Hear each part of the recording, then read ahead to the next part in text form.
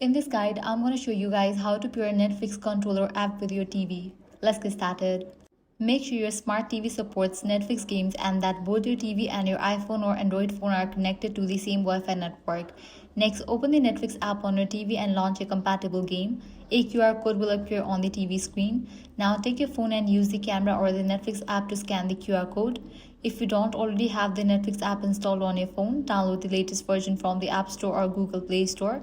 Then sign in with the same Netflix account that's been used on your TV. Follow the on-screen instructions to pair your phone with the TV. Once the connection is complete, your phone will automatically turn into a game controller, allowing you to use the on-screen buttons and controls to play the game on your TV.